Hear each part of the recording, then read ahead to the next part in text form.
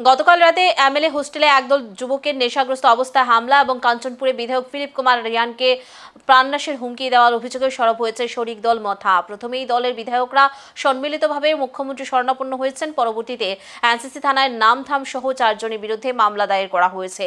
জানা যায় প্রতীক দেববর্মা সহ আরও 3 জনের বিরুদ্ধে অভিযোগ উঠেছে। ঘটনা প্রসঙ্গে তিপ্রা মথা দলের বিধায়ক রঞ্জিত দেববর্মা তীব্র প্রতিক্রিয়া জানান। তিনি বলেন, বিধায়ক আবাসের মতো নিরাপদ জায়গার মধ্যে এভাবে হামলার ঘটনা ঘটায় আইন শৃঙ্খলা ব্যবস্থায় প্রশ্নের মুখে। এখন দেখার বিষয় স্পর্শকাতর এই অভিযোগে প্রশাসন কি পদক্ষেপ গ্রহণ করে। সম্মানিত এমএলএ ফিলিপ রিয়াংয়ের যে গতকালের ঘটনাটা নিয়ে আজকে এনসিসি থানাতে আমরা এফআইআর করেছি এবং এফআইআর স্পেসিফিক আমরা নাম এখানে উল্লেখ করেছি এবং এটাও আমরা বলেছি 400-500 বিজেপি ওয়ার্কার্স এমএলএ হোস্টেলে এসে ওনাকে অ্যাটাক করার কথাটা গতকাল যারা বলছিল তাদের এই কথাটা আমরা উল্লেখ করেছি এবং আমরা খুবই আজকে খুবই পুলিশের সহযোগিতা পাওয়ার জন্য আমরা খুবই আনন্দিত।